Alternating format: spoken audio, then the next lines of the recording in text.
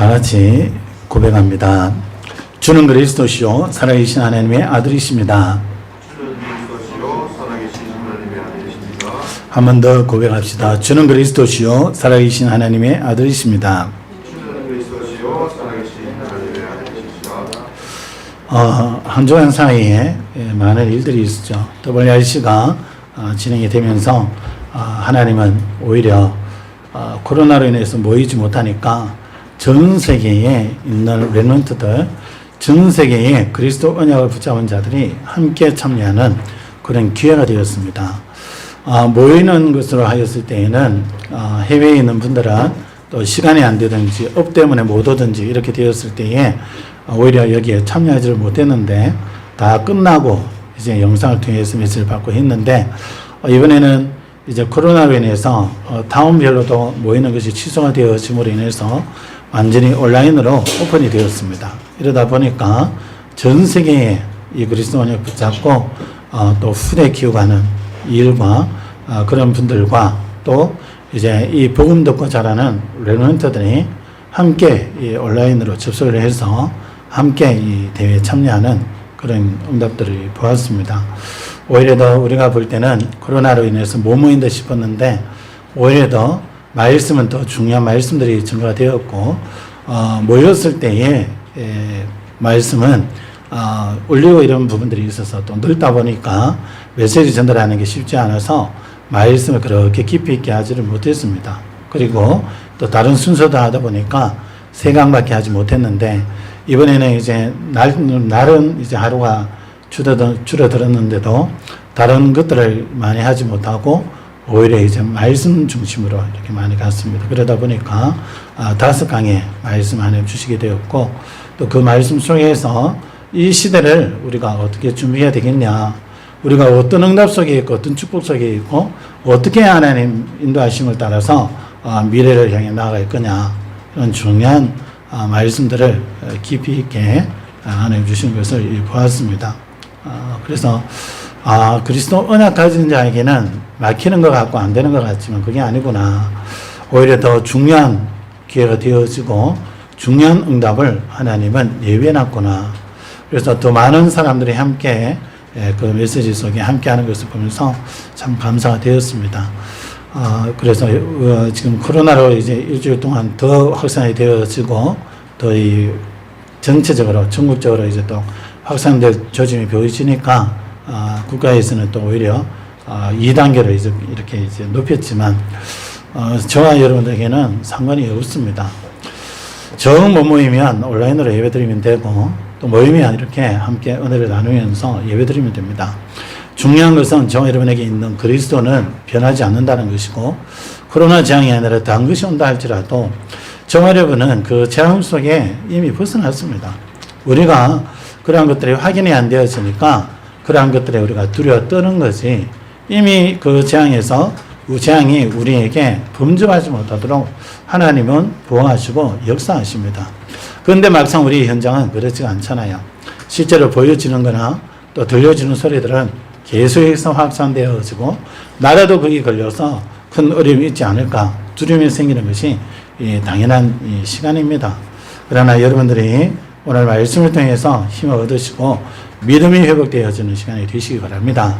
어떤 분들은 신앙생활을 잘 하고 싶은데 잘 안 되어서 고민하는 분들이 있어요. 정말 하나님 축복 누리고 하나님 응답 속에 살고 싶은데 그래서 정말 하나님 기뻐하시는 일들을 하고 싶은데 그것이 잘 안 되어지는 그런 분들도 있습니다. 또 어떤 분들은 나는 예수 믿는데 왜 응답이 없냐 이렇게 고민하는 분들도 있을 줄 압니다. 예수 믿으면 다 이제 막 잘 될 것 같은데 실제로 이 삶 속에 보면 이런저런 문제들이 우리에게 옵니다. 그래서 하나님이 응답 주시는 것이 발견이 안 되어지고 하나님이 내게 어려움을 주시고 오히려 응답이 없는 그런 삶인 것처럼 보여질 때도 많습니다. 예수를 수십 년 믿었는데 우리의 삶이 오히려 하나님의 응답이 없는 것 같고 정말 하나님이 나와 함께 하시냐 이런 생각 들 때도 있습니다. 또 보면 우리가 이렇게 신앙생활 한다고 이래 하는데 실제로 삶이 기쁨이 없어요. 하나님 주신 평안도 없고, 그러다 보니까 매일사의 스트레스가 되어지고, 문제만 오면 자꾸 이제 그 문제에 대한 그런 두려움이 오고, 그 문제 해결하려는 그런 대책이 먼저 생각나는 게 우리 인간입니다. 어떻게 해서 그러냐. 분명히 예수님은 모든 문제 해결했다 하는데 왜 우리는 자꾸 그런 데 넘어지고 또 잘 안 되어지냐. 그게 우리입니다. 그래서 오늘 말씀을 통해서 그런 몇 가지들에 대한 또 여러분이 가지고 있는 여러 가지 문제와 어려움과 고민과 갈등 또 아니면 이제 사람으로 인한 시험거리 이런 부분에 대한 중요한 답을 얻는 시간이 되었으면 좋겠습니다. 저와 여러분들은 여러분 꼭 기억하셔야 되는 게 하나가 뭐냐면요. 예수 그리스도 믿음으로 말미암아 하나님의 자녀라는 사실입니다. 여러분이 어떤 모습이라도 상관없습니다. 하나님의 자녀입니다. 하나님의 자녀는 하나님이 늘 함께 하시고 성령으로 역사하신다는 사실입니다. 여러분 이 부분을 여러분이 굳게 붙잡으셔야 됩니다. 하나님의 자녀가 되었다는 말은 예수가 그리스도시고 내 모든 문제 해결하신 이 그리스도가 내 안에 함께 하신다는 사실입니다. 이 부분 여러분들이 어떤 상황 속에 있다 할지라도요. 이 부분은 굳게 붙잡으셔야 됩니다. 예수가 그리스도시고 이 그리스도가 나의 그리스도고 나의 모든 문제 해결하신 그래서 나는 그분으로 말미암아 하나님의 자녀된 축복 속에 있다는 것을 꼭 기억하셔야 됩니다. 이것이 희미해질수록요. 여러분 삶이 자꾸 어려워집니다. 여러분이 노력을 안 해서 그런 게 아닙니다. 여러분이 뭐가 부족해서 그런 게 아니에요. 여러분이 아무리 잘해도요. 정말 이 축복을 누리지 못하면 여러분은 무너질 수밖에 없습니다. 불신자만 무너지는 것이 아니라 예수 믿는데도 이 은혜 속에 있지 못하고 이 은혜 속에 있지 못하면 자꾸 다른 걸 하게 되어 있습니다. 그러다 보니까 하나님의 은혜를 누리지 못하고 다른 걸 하다 보니까 무너질 수밖에 없는 겁니다. 그래서 여러분 어떤 일이 있다 할지라도요. 전혀 낙심하지 마시고 하나님이 우리를 하나님의 자녀로 부르셨다는 것을 언약으로 굳게 잡으셔야 됩니다. 그 말은 예수가 그리스도시고 이 그리스도가 내 인생의 모든 문제 해결하신 분이고 그분이 지금 성령으로 나와 함께 하신다는 것을 굳게 붙잡으라는 겁니다. 이걸 놓치게 되어지면 오늘 제자들의 모습과 똑같아집니다. 오늘 제자들이 어떻습니까? 이들이 2절에 보면요. 제자들이 모여 있잖아요. 3절에 보면 시몬 베드로가 나는 물고기 잡으러 가노라 하니 그들이 우리도 함께 가겠다 하고 나가서 배에 올랐으나 그랬습니다. 그날 밤에 아무것도 잡지 못하였더니 그랬습니다.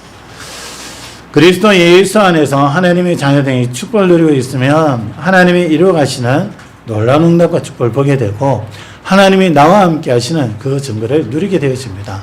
그런데 내가 하나님의 자녀라는 확신도 없고 그리스도가 내 인생의 모든 문제 끝냈다는 답이 안 내려지고 이래 되어지면 옛날의 삶으로 돌아갑니다. 어떤 삶요? 하나님 모를 때에 살아갔던 그 삶. 사단이 주는 생각 속에 잡혀서 또 사단이 주는 환경 속에 걸려들어서 내 생각으로 살아가고 하나님의 은혜로 살아가는 것이 아니라 사단에게 속아 살아가는 그 삶이 우리 삶이 되어진다는 겁니다. 그래서 육신을 향한 삶이요. 먹고 사는 데에 매여 있는 삶이요. 하나님의 응답과 축복은 전혀 누리지 못하는 그런 상태로 돌아간다는 겁니다. 오늘 제자들이 그런 삶이 되었어요. 그래서 옛날에 업이었던 그 삶으로 돌아갔는데 중요한 거는 돌아갔지만 중요한 거는 업으로서의 중요한 응답을 누리지 못한다는 겁니다. 그날 밤에 아무것도 찾지 못하였더니 이들이 어려서부터 자라기를 어촌에서 자랐습니다.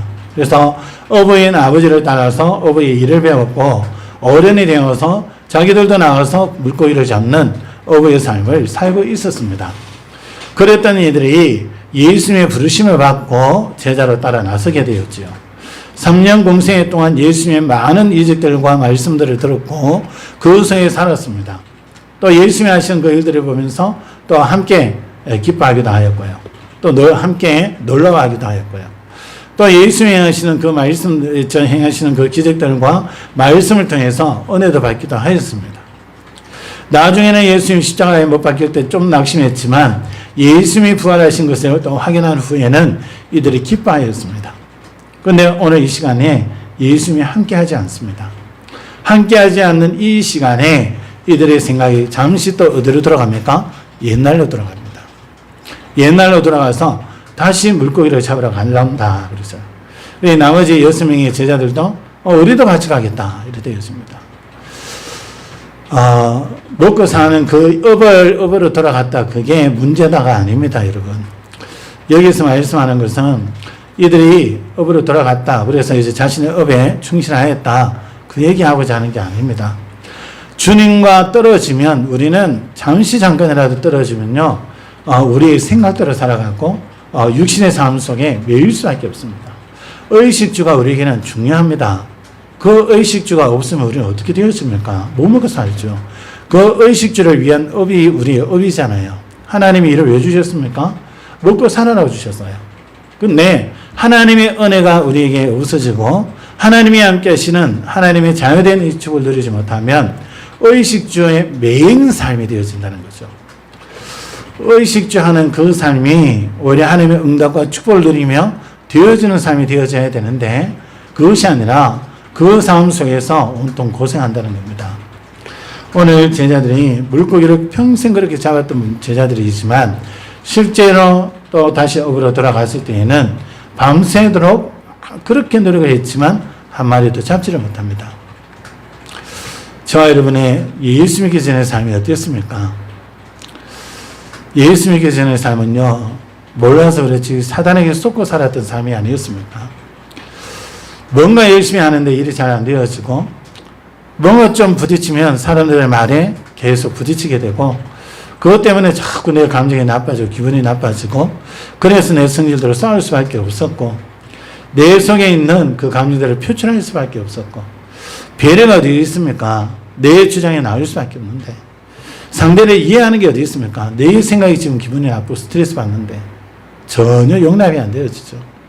그게 우리가 예수 믿기 전에 모습이었습니다. 아무리 노력해도 우리 마음속에는 공허함이 있을 수밖에 없고 뭔가 열심히 애를 하고 애를 써서 노력하고 애를 쓰는데 참 보람은 느껴지지 않고요. 자고 일어나면 그 삶은 그대로 있고 공허함은 그대로 유지되었습니다.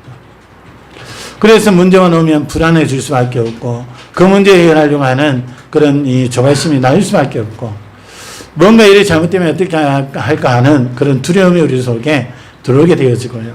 그래서 늘 하루하루 삶이 기쁘고 즐겁고 행복한 삶보다는 실제로 심령적으로 심적으로 내적으로 고민하고 갈등하고 불안해하고 두려워하는 그런 삶이 우리의 삶이었습니다. 노력은 하는데 일이 안 되어지면 어떻습니까? 거기에 대한 또 스트레스 받게 되어지고 그게 우리의 삶이었잖아요. 여기서 말씀하고 싶은 것은 우리가 그리스도의 이 은혜 속에 내가 하나님의 자녀라는 이 축복을 누리지 못하면 그리스도로 인하여 하나님이 성령으로 지금도 우리와 함께 하시고 우리 삶 속에 역사하신다는 이 사실을 내가 기억하지 못하고 누리지 못하면 결국 예수 믿기 전에 눌려 있었고 시달리고 있었던 그 삶으로 살아간다는 겁니다. 아니 내가 예수 믿는데 그렇습니까? 예수 믿어도 그렇습니다. 예수 믿고 하는 자녀는 되었지만 막상 6일간의 삶 속에 예수가 없어요. 막상 6일간 삶 속에 하나님이 나와 함께 하시는데 내가 그 하나님이 함께 하시는 것을 전혀 인지하지 못해요. 내 관심은 오직 먹고 사는 부분에 육신적인 일에 내 살아가는 그 삶의 방식에 그게 포인트가 맞춰져 버리는 거예요. 이래 되어지니까 내 업에 역사하시는 하나님의 역사 전혀 못 누리는 거예요. 그래 되어지니까 삶은 살아가지만 실제적인 하나님의 응답과 증거를 누리지 못하고 내 마음속에는 그리스도로 인한 하나님의 함께 하심으로 인한 그 기쁨과 평안과 하나님 주신 그 행복은 전혀 맛보지 못하는 겁니다. 오늘 제자들이 예수님과 떨어지게 되어지니까 잠깐이었지만 옛날의 삶 속으로 돌아가는 걸 볼 수 있습니다. 성경에 보면 이런 인물들이 있잖아요. 성경에 보면 바울이 있습니다. 이 바울은 사도행전 9장 1절에서 15절에 주님을 만나는 시간표가 있기 전에는요 완전 율법으로 살았던 사람입니다. 율법을 철저히 지키고 그것으로 사람들을 정죄하고 그 속에서 사람들을 죽이기도 하였습니다. 예수 믿는다는 그 이유 때문에, 예수 이야기한다는 그 이유 때문에 죽이기도 하고 감옥에 가두기도 했습니다. 왜요? 자기가 믿고 있는 그 신앙이 맞다고 생각을 했기 때문에. 그래서 예수 이야기하는 사람, 또 예수님은 자기가 하나님이라 했기 때문에 그 예수를 얘기하는 사람, 그 예수 믿는 사람들은 전부 이단으로 봤기 때문에 그 사람을 가두는 것이 당연한 거요. 그 사람들을 죽이는 것이 당연하다고 봤습니다. 그런데 이 바울이요, 예수 그리스도를 만나게 되었습니다. 그리고 제자 아나니아를 통해서 자기를 향한 하나님의 미션이 무엇인지, 준비된 축복이 무엇인지를 듣게 됩니다. 그래서 자신을 통해서 하나님 뭘 하려고 하는지 그 계획을 알게 되어지고요. 그때부터 이 바울은 무엇에 집중하게 되어지냐면 이 예수가 그리스도라는 이 사실을 발견하고 누리는 여기에 모든 삶을 집중해 버립니다. 집중해 버리니까 이 바울이 그동안에 알고 있었던 그 성경 지식들이요, 이 그리스도를 얘기하는 것을 발견해 나가기 시작합니다. 지식적인 알미 아니라 성경 말씀을 통해서 예수가 바로 우리를 위하여 오신 메시아, 그렇게 약속하셨던 그리스도구나, 이분이 내 인생의 모든 문제 해결했구나, 이게 발견이 되었습니다. 이 그리스도가 사실적으로 누려지기 시작하니까 자신을 고백하기를 나는 죄인 중에 괴수다 그랬습니다. 뭡니까? 죄인 중에 죄인이요, 악한 죄인 중에 악한 죄인이라는 거예요. 자기가 발견한 자기 모습이 있습니다. 그리스도를 발견하기 전에는, 그리스도를 알기 전에는 전혀 자기에 대해서 그 생각 없었습니다. 배경도 좋지요, 가지고 있는 지식도 최고지요, 신분도 최고지요, 모든 조건이 최고의 것을 달리고 있었는데 그리스도를 발견하고 그리스도를 알아갈수록 자신이 죄인인 걸 발견하게 되고 자신이 죄인 중에 괴수라는 것을 고백하게 되었습니다. 그러면서 이 바울은 이 복음을 누림으로 말미암아 골로새서 2장 3절에 이렇게 말씀하지요. 그 안에는 지혜와 지식의 모든 보화가 감춰져 있다. 그리스도 안에 모든 지혜와 지식의 보화가 감춰져 있다고 고백합니다. 그러면서 빌립보서 4장 7절에서 14절에는 이렇게 말씀하지요. 7절에서 8절에는 그리스도 아는 지식이 가장 고상하다. 그리고 그 전에는 그리스도의 발견되기로 난다. 그렇게 말씀합니다. 그래서 우리 예수 믿는 사람의 최고의 축복이 뭐냐? 그리스도께 발견되는 것. 다시 말하면 그리스도께 쓰임받는 것, 하나님께 쓰임받는 것. 여러분이 어떤 업을 가졌든지 그 업을 통하여 하나님이 그 업을 사용하시고 여러분을 사용하셔서 하나님의 축복을 누리시면서 여러분의 작은 업을 통하여 지역의 흑암이 무너지고 생명들이 살아난다면 그만큼 여러분 값진 인생이 없습니다. 바울의 가치관이 완전히 바뀌었죠. 그전에는 율법적인 시각을 가지고 살았던 시각이었습니다. 그래서 모든 가치가 이 하나님이 주시는 율법 지키는 데에 모든 기준이 있었어요. 그러니까 율법을 안 지키니까 그 사람들은 전부 죽이는 거고 잡아 넣는 거죠. 왜 스데반을 죽였습니까? 너희가 죽인 그 예수가 바로 그리스도라고 얘기하니까 잡아 죽이는 거죠. 왜요? 기준이 그거였으니까. 그런데 복음을 알아갈수록 자신이 죄인임을 깨달았고요. 이 그리스도 안에 하나님 모든 것을 다 담아두셨다는 것을 보게 되었고 이 그리스도께 쓰임받는 것이 최고라는 것을 알게 되었습니다. 그래서 빌립보서 3장에 그렇게 고백을 하는 겁니다. 그래서 12절에는 오직 그리스도 예수께 잡힌 바 된 그것을 잡으려고 달려간다 그랬습니다. 하나님의 계획이 이루어지는 그곳을 두고 인도받는다는 거죠. 그리고 14절에 보면 하나님이 위에서 부르신 부름의 상을 위하여 달려간다. 삶의 가치가 그냥 돈 많이 벌고 잘 먹고 잘 살고가 아니라 하나님이 주신 부름의 상을 향하여. 이것이 바울이 그리스도를 발견하고 누리면서 고백한 고백입니다. 그래서 이 바울은 늘 성령의 인도받기 위해서 몸부림치고요. 성령 인도받기 위해서 하나님 앞에 기도하고요. 성령 인도받으면서 늘 하나님의 일을 이루는 데에 모든 삶을 드렸습니다. 요셉은 어땠습니까? 어려서부터 아버지를 통해서 언약의 전달을 받고 기도의 비밀을 가졌습니다. 기도하다가 어느 날 꿈을 통하여 하나님 주시는 메시지를 붙잡게 됩니다. 다시 말하면 자기를 통해서 하나님이 무슨 일을 할 것인지 발견하게 되어지죠. 그래서 하나님이 자기를 통하여 가정을 살리고 세계를 살리겠다는 그 약속을 붙잡게 됩니다. 그때부터 이 요셉은 계속해서 그것을 두고 기도하게 되고요. 기도하는 가운데에 실제로 삶은 꼬이기 시작합니다. 우선 삶이 볼 때는 꼬이는 인생이었습니다. 노예로 팔려가게 되고요. 또 노예로서 조금 성공하나 싶었는데 누명을 써서 감옥에 가게 되고요. 좀 감옥에서 이제 장관들의 꿈을 좀 해석해 주나 싶었는데 이 장관이 나가면서 알았다. 너를 거기서 벗어나도록 해줄게 해놔놓고는 나가면서 잊어버립니다. 이 요셉은요 계속 감옥에 있어요. 그런데 하나님의 때가 되었을 때에 오히려 바로가 꿈을 꾸게 되고 아무도 해석하지 못하니까 이 꿈 해석해야 되는 술객들을 다 죽이려고 합니다. 그때에 이 요셉의 말을 듣고 그대로 살아나갔던 장관이 요셉을 기억합니다. 그때 나이가 요셉이 30세입니다. 왜 30세에 그렇게 하나님 기억나게 하셨냐? 30세 때에 애굽의 관리가 될 수 있는 거예요. 애굽의 정치인으로 나가려면 나이 30세 돼야 되는 거예요. 그래서 하나님은 요셉을 노예로서 훈련시키시고 감옥에서 훈련시키셔서 30세가 되었을 때에 나오게 하지요. 그리고 이 애굽의 바로왕의 꿈을 해석함으로 바로왕이 바로 거기서 직분을 줍니다. 네가 모든 나라를 다스리는 총리가 되라. 모든 신하도 인정하고요. 이 바로왕도 거기서 바로 인정합니다. 내가 너보다 나은 것은 이 왕이라는 이름밖에 없다. 이러면서 모든 권력의 반지도 이 요셉에게 끼워줍니다. 요셉이 한 게 무엇입니까? 하나님과 함께하는 그 비밀 속에서 하나님 주신 말씀 붙잡고 인도받은 것밖에 없습니다. 그런데 어떤 삶이 되었습니까? 삶은 안 되는 삶이고 막힌 것 같은데 고난되는 삶인 것 같은데 그 속에 어떤 일이 일어납니까? 여호와께서 요셉과 함께 하심으로 요셉이 형통한 자가 되어 그랬습니다. 그리고 하나님이 여호와께서 요셉을 위하여 밭의 채소까지도 복을 내리시느라 그랬어요. 요셉이 하는 모든 일을 하나님이 복을 주시는 거예요. 왜 그렇습니까? 주신 거 언약을 이루시는 거예요. 감옥에 가니까 감옥에서도 하나님 축복하셔요. 여러분, 여러분이 어떤 모습으로 있든지 문제되지 않습니다.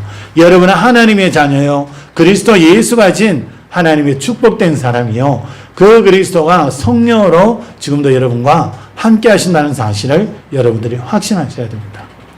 여러분들이 그 믿음 가지고 살아갈 때에 여러분의 삶이 변화되어지는 삶이 일어납니다. 어떤 삶이 일어납니까? 말씀을 따라가게 되어져요. 말씀을 따라가게 되어지면 그 삶 속에 성령의 역사가 일어나고 말씀이 성취되어지는 역사가 일어납니다. 여러분의 삶 속에 하나님의 능력이 나타나는 그 역사를 보게 되어집니다. 여러분이 어떤 업을 가졌더라도 그 업에 하나님의 능력의 역사가 일어납니다. 하급하는 렘넌트는 기도하고 할 때에요. 정말 하나님의 지혜가 임하고 그 세상에서 증거할 수 있는 그 지혜가 하나님 임하게 됩니다. 하나님의 역사하시는 삶이 되어지는 겁니다. 그래서 성경을 보면 이런 제자들이 오늘 말씀에도 보면 새도록 잡았지만 헛수고였습니다. 그런데 4절에 날이 새어갈 때 예수께서 바닷가에 서셨다 그랬어요. 근데 이 제자들이 얼마나 어두우냐. 제자들이 예수신 줄을 알지 못한지라 그랬어요. 그러면서 5절에 예수께서 이르시되 얘들아 너에게 고기가 있느냐 대답하되 없나이다. 이르시되 그물을 배 오른편에 던지라 그리하면 잡으리라 하시니 이에 던졌더니 물고기가 많아 그물을 들 수 없더라. 예수께서 선하시는 그 제자가 베드로에게 이르되 주님이시라 하니 시몬 베드로가 듣고 있다가 주님이라 하는 말을 듣고 그것을 들은 후에 바다로 뛰어내리더라. 여러분이 하나님의 자녀요. 그리스도가 여러분의 모든 문제 해결하시고 성령으로 함께 하시는 그것이 여러분 삶 속에 실제로 믿음이 되어지고 누려지게 될 때에 그때부터 하나님의 말씀이 들려지기 시작합니다. 그리고 그 말씀이 여러분의 삶을 인도하는 것을 여러분들이 확인하게 되어집니다. 그래서 여러분이 하시는 것은 다른 것이 아닙니다. 내가 하나님의 자녀요, 하나님이 나와 함께 하신 그 사실을 내 삶 속에 누리는 겁니다. 예수가 그리스도로 내 모든 문제 해결해 놓으셨구나. 이 사실을 여러분들이 여러분 삶 속에서 누리는 겁니다. 그게 성령의 역사가 일어나고 그때부터 업에 대한, 내 삶에 대한, 내 자녀에 대한, 내 하는 일에 대한 하나님의 말씀이 어떠한 말씀을 주시는지 들려지기 시작합니다. 그때부터 이제 제대로 인도받게 되어지는 거죠. 오늘 제자들이 예수의 말씀을 의지해서 그대로 순종하였을 때 어땠습니까? 그렇게 밤새도록 고생해도 못 잡았던 물고기가 그물이 찢어지기 바로 전까지 될 정도로 많은 물고기가 잡혔습니다. 그래서 그 뒤에 보면 이 11절에 보면 이 물고기가 153마리나 잡혔다고 말씀하고 있죠. 그러니까 뭘 얘기하는 겁니까? 주님의 말씀 따라갈 때에 우리가 볼 때는 되겠냐 싶어도 내가 그렇게 노력해도 안 되는데 되겠냐 싶어도 그렇지 않습니다. 주님의 능력은 온 우주를 창조하신 능력이요 우리 몸을 창조하신 능력입니다. 우리 모든 삶의 현장에 보이는 모든 것을 주님이 주관하고 계십니다. 그래서 이것을 붙잡을 때에 역사가 일어나는 거죠. 잠언 16장 9절에 사람이 마음으로 자기의 길을 계획할지라도 그의 걸음을 인도하시는 이는 여호와시니라 그랬습니다. 잠언 19장 21절에 사람의 마음에는 많은 계획이 있어도 오직 여호와의 뜻만이 완전히 있으리라. 우리가 어떤 계획을 세우고 무엇을 해간다 할지라도 하나님의 말씀과 관계없다면 결국 안 되어지는 겁니다. 하나님의 계획, 하나님의 말씀은 반드시 성취되어지는 거죠. 누가복음 5장 1절에서 11절에도 예수님이 제자를 부르시는 장면이 나옵니다. 거기에서도요 시몬에게 깊이 내려가서 그물을 던지라 그럽니다. 그때 시몬이 하는 말이 그거죠. 내가 아무리 수고해도 고기를 못 잡았지만 말씀을 의지하여 그물을 내리겠다 그럽니다. 그리고는 이 그물을 던지잖아요. 그리고 그물을 거두는데 그물이 찢어질 정도로 많은 물고기가 잡혀지는 것을 볼 수 있습니다. 이것을 보고 베드로와 또 함께하던 이 제자들이 예수님을 따르게 되어지는 역사가 일어납니다. 여러분, 여러분의 모습이 어떠하든지 전혀 문제되지 않습니다. 오늘날 왜 신앙생활이 잘 안 되어지냐? 이유는 한 가지입니다. 우리가 하나님의 말씀에 관심이 있는 것이 아니라 다른 것에 관심이 있어서 그렇습니다. 왜 우리는 예수 믿고 교회 신앙생활을 한다고 하는데 왜 우리의 삶은 안 되어지냐? 우리가 예수 믿는다 하지만 실제로 예수 그리스도의 그 비밀을 놓치고 있고요. 실제로 우리 삶 속에 예수 그리스도의 이 누림보다는 다른 것을 향한 관심이 더 크기 때문에 그렇습니다. 그래서 예수 누리는 시간보다 우리의 생각과 우리 삶 속에 다른 것을 붙잡고 살아가다 보니까 중요한 응답들을 누릴 수가 없게 되는 거죠. 그래서 이 그리스도 하나님의 말씀을 붙잡지 않고 그걸 따라가지 않는다면 어떤 일이 일어납니까? 결국에는요, 저와 여러분들이 내 중심으로 모든 걸 판단할 수밖에 없습니다. 그래서 생각도 내 생각이 나오게 되고요. 그래서 모든 것을 보더라도 내 생각 가운데 있어. 한 번은 이런 일이 있었습니다. 사모가 어떤 말을 했는데 제가 그 부분에 대해서 객관적으로 봤어요. 아무런 그거 없이 얘기를 했는데 저는요 어려서부터 자라면서 가지고 있었던 그 관을 가지고 들었던 거예요. 그러니까 얼마나 기분이 나쁜지. 그래가지고 얘기를 나눠보니까 이건 내 착각인 거예요. 무슨 얘기냐? 이렇게 우리는 내 중심으로 많은 생각들을 가집니다. 이러다 보니까 오해도 많고요. 그래서 여러분 이 염소와 사자의 사랑을 여러분 아십니까? 염소와 사자. 사자는 염소한테 계속 고기를 갖다 줘요. 염소는요 사자에게 늘 이 풀을 갖다 줘요. 사랑할 수 없는 거죠. 뭡니까? 사자가 늘 이제 막 사랑해가 고기를 갖다 주니까 염소가 무슨 염소를 나한테만 풀을 줘야지 뭐 저런 걸 주냐 이러죠. 방식이 다르잖아요. 염소가 사자를 너무 사랑해가지고 풀을 막 있어서 막 해가지고 많은 풀을 사자 앞에다 딱 갖다 줬어. 이 사자가 막 성질이 나요. 왜요? 고기 먹어야 되는데 사랑한다면 고기를 갖다 줘야지. 왜 못 먹는 풀을 갖다 주냐? 여러분, 우리가 이런 생각 속에 잡혀 있습니다. 그리스도 예수와 이 복음의 말씀 속에 있지 못하면요, 사랑의 방식도 다 틀려져요. 상대는 사랑해서 하는 말인데 나는 막 성질나고 그래. 신경질나고 기분 나쁘고. 이게 우리입니다. 누구나 다 이 속에 있다는 걸 기억해야 됩니다. 왜 그렇습니까? 다 창세의 3장 속에서 태어나서 창세의 3장 속에서 자랐었기 때문에 다 이런 흠이 다 있어요. 근데 아주 심한 사람은요, 어떻습니까? 우리끼리 얘기하면서 그냥 딱 쳐다봤는데도 쳐다보는 그거 보고 저 사람이 나에 대해서 험담하는구나 생각을 해요. 이런 정신적으로 어려운 사람들 있습니다. 저와 여러분들 그 단계까지는 아니에요. 근데 이 복음과 말씀의 은혜 속에 있지 못하면 이런 식으로 되어집니다. 그래서 내 중심으로 생각할 수밖에 없어요. 내 형편의 수밖에 못 보니까 상대가 어떤 배경에서 어떤 입장에서 어떤 생각 가지고 어떤 의도로 얘기했는지를 전혀 파악을 못합니다. 내 생각으로 내 주장으로 나가니까요. 내 중심으로 보다 보니까 상대를 이해할 수가 없는 거죠. 그러다 보니까 결국 내 주장이 나올 수밖에 없어요. 그래서 전혀 상대가 이해가 안 돼요. 여러분, 이해 안 됩니다. 나도 나를 이해가 안 되는데 내가 어떻게 남을 이해합니까? 그런데요, 이해하는 비밀이 있습니다. 그리스도와 하나님의 말씀이 은혜 속에 누리고 있으면요, 내 중심이 안 되어집니다. 아, 내가 죄인 중에 죄인이구나. 내가 죄인 중에 개수구나. 그리스도 아니고는 내가 소망이 없구나. 그리스도 잡게 돼요. 이러니까 내 생각을 따르는 것이 아니라 하나님의 말씀이 뭐라고 하지? 하나님의 말씀이 뭘 따라가도록 하지? 하나님의 말씀이 뭘 말씀하지? 자꾸 그게 관심이 가요. 이러다 보니까 내 주장을 따라가는 것이 아니라 하나님의 뜻을 찾게 돼요. 이래 되어지니까 상대가 자꾸 귀하게 보여요. 그 사람이 나에 대해서 안 좋은 평을 하고 안 좋은 모습을 보여도요, 내가 그 사람에 대해서 자꾸 귀하게 보여요. 하는 모습이 예뻐서 귀합니까? 아니요. 그 사람 속에 하나님 하실 일이 보이니까요.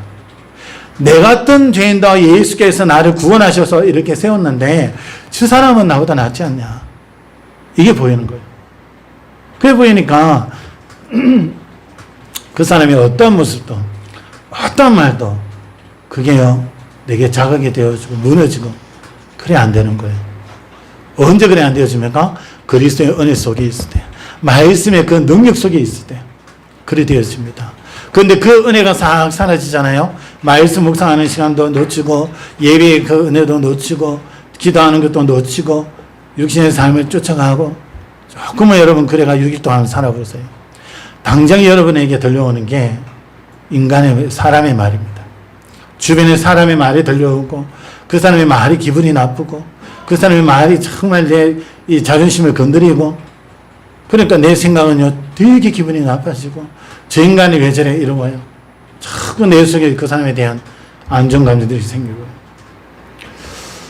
뭘 얘기하는 겁니까? 누구나 다 그렇다는 겁니다. 목사인 나조차도 예수의 은혜와 말씀의 은혜 속에 있지 않으면 그런 수준으로 떨어진다는 겁니다. 그렇기 때문에 모든 사람이 다 이 속에 있기 때문에 뭘 붙잡아야 되냐. 그리스도 예수의 그 비밀 속에 있어야 된다는 겁니다. 하나님의 말씀의 그 은혜 속에 살아가야 된다는 겁니다. 그래서 늘 말씀을 가까이 하고 늘 말씀을 듣고 늘 말씀을 묵상하고 그 속에 있어야 돼요. 그거 할 때 여러분 얼마나 행복해지는지 압니까? 말씀 하나하나 읽는데 얼마나 내게 하나님 은혜 주시고 힘을 주시는지 압니까? 그리스도 예수의 복음 알고 이 말씀을 보는데 또 달라요, 여러분. 하나님 주시는 은혜와 힘과 영적인 비밀들이 다릅니다. 그거 가지고 찬양하는데 영적인 비밀이 달라요. 하나님이 여러분을 그 축복 속에 부르시고 세워놓으신 겁니다. 그래서 오늘 제자들이 잘했던 게 예수님 하시는 그 말씀 듣고 그대로 순종했어요. 그때 역사가 일어났던 거예요. 여러분 삶에 정말 하나님의 역사가 일어나길 원합니까?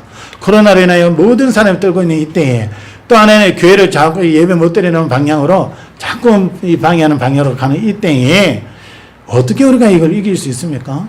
그 문제에 영향 안 받고 살아갈 수 있습니까?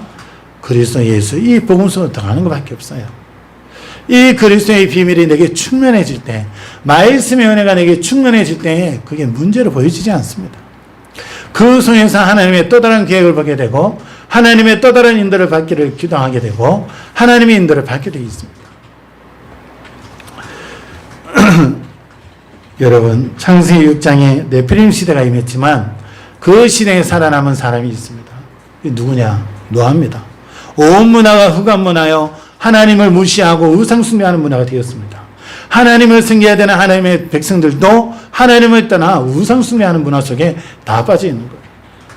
그런데 그 문화 속에 있던 이 노아는 문화에 빠지지 않고 오히려 하나님과 함께 합니다. 그 속에서 어떻습니까? 오히려 하나님이 주신 시대적인 음성을 듣고 방주를 만들게 되죠. 그래서 살아남습니다. 결국 그 시대에 당대의 최고의 부자가 되는 거예요. 아브라함은 어땠습니까? 창세기 12장 1절에서 3절에 주님이 내가 네게 지시할 땅으로 가라 그랬어요. 네 본토 친척 아비 집을 떠나라 그랬어요. 모양은 하나님의 말씀을 순종해서 가는 것 같았습니다. 그런데 실제는 아니었어요. 조카 롯을 데리고 나옵니다. 아니었어요. 하나님의 말씀을 순종한 게 아니었어요. 계산이 있었지요. 내가 아들을 못 낳았으니까 내 상속자로 이 조카를 상속자로 삼아야 되겠다. 그 생각 가지고 간 거예요. 근데 결국 시간표가 되었을 때는요, 이 롯도 다 떠나버립니다. 떠나버린 그때 하나님 축복하시죠. 너를 통하여 내 씨를 해요. 부르실 때 주셨던 그 축복을 한 번 더 강인시키십니다. 그리고는 나중에 보면 네 사랑하는 독자 이삭을 내게 바치라 그럽니다. 그때 아브라함은요 완전 믿음으로 드립니다. 그래서 히브리서 11장에 보면 죽이면 하나님께서 다시 살리실 줄을 믿었다고 말씀하고 있습니다. 믿음이 완전 회복된 거죠. 그게 하나님의 역사하셨고 이 아브라함의 인생은 최고의 축복을 누리는 인생이 되었습니다. 시편 107편을 잠깐 좀 찾아보시겠습니다. 시편 107편.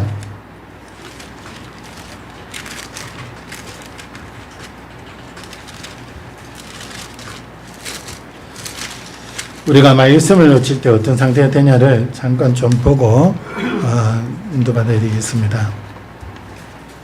시편 107편 10절에서 14절까지입니다.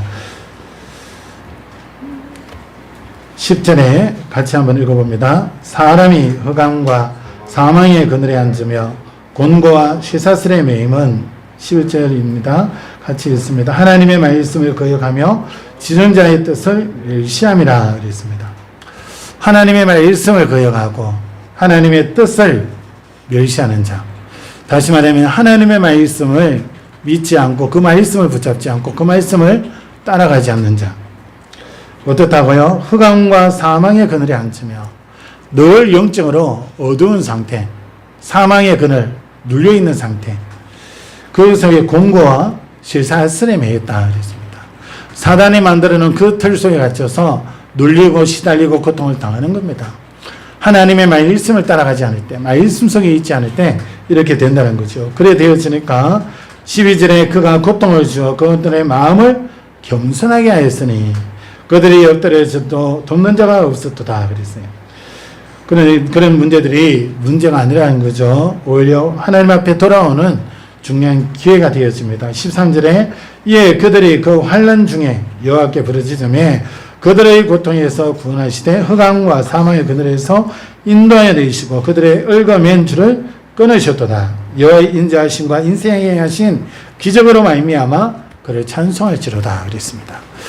여러분, 하나님의 말씀, 하나님 앞에 우리가 나올 때에 하나님께서 사단에 매여 있었던 모든 줄을 끊으시고요, 눌려 있었던 시달리던 그 모든 문제에서 우리를 해방시키시고 하나님의 인자하심과 하나님의 능력 가운데 은혜 가운데 살아갈 수 있도록 우리를 하나님 인도하십니다.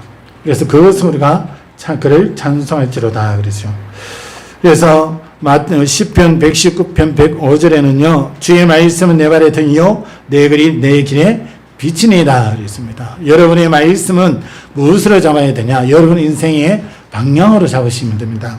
마태복음 4장 19절에 제자들을 부르실 때 이렇게 말씀하셨죠. 나를 따라오느라 내가 너희로 사람을 낚는 어부가 되게 하리라 그랬습니다. 제자들 보고 나를 따라오느라 내가 너희로 사람을 낚는 어부가 되게 하리라 그랬습니다. 그런데 이 제자들이 막상 예수님, 부활하신 예수님을 만났지만 실제로 이 언약을 놓쳐버리니까 어떻게 되어집니까? 옛날로 돌아가는 거죠. 어떤 신분입니까? 제자의 신분이에요. 어떤 신분입니까? 사람을 낚는 어부가 되는 거예요. 전도자가 되는 거예요. 근데 실제로 그것을 누리지를 못하고 옛날의 삶으로 돌아가는 거죠. 그래서 예수님은 이 제자들을 찾아오셨고 이 제자들에게 결국 또 나중에 보면 말씀을 주십니다. 앞으로 이런 일을 하게 될 것이다. 말씀을 주시게 되죠. 그건 다음에 보기로 하고요. 중요한 것은 우리가 넘어졌어도 괜찮고 옛날로 돌아갈 수도 괜찮습니다. 눈에 보이지 않는 주님은 늘 함께 하십니다. 이것을 누릴 때 우리 신앙생활은 성공되어지고 우리의 삶은 응답 누리는 삶이 되어집니다. 여러분, 우리 신앙생활은 응답받는 신앙생활이 될 수밖에 없습니다. 그래서 저 여러분들은 다른 것이 아닙니다. 하나님의 말씀을 붙잡고 정말 믿음으로 서면 됩니다. 그리고 내가 하나님의 자녀여 세계복음을 할 전도자를 하나님 부르셨다는 여기에 대한 분명한 확신 가지시면 됩니다. 그리고 예배에 승리하시고 예배를 통하여 정말 주시는 그 말씀을 붙잡고 여러분 기도하심으로 하나님이 주시는 응답들을 누리는 신앙생활이 되어지는 겁니다.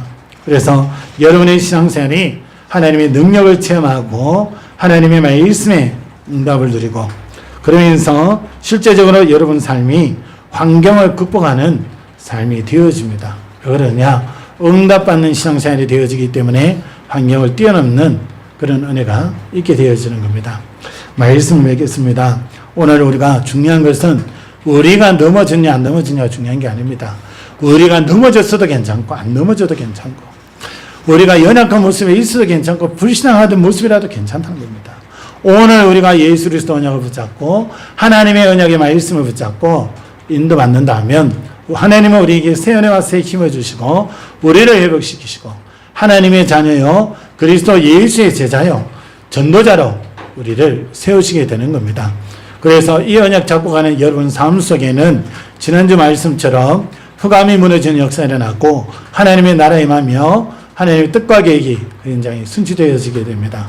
그래서 여러분과는 현장이 변화되어지고 살아나는 그런 증거가 있게 되어집니다. 이 축복 누리는 한 주간 되기를 예수 그리스도의 이름으로 축원합니다. 기도합니다. 살아계신 하나님께 감사드립니다. 귀한 언약의 말씀을 주시고 이 속에 회복시키시며 인도하심을 감사드립니다. 모든 우리 주의 백성들 복음의 언약 속에서 하나님의 자녀된 이 축복을 누리며 언약 속에 든든히 서는 귀한 전도자로 서게 하시고 이들 가는 모든 현장 속에 흑암이 무너지고 하나님의 나라에 임하며 현장이 변화되어지는 정거를 누리는 전도자로 설 수 있도록 축복하여 주시옵소서. 살아계신 주 예수 그리스도의 이름으로 감사하며 기도합니다. 아멘.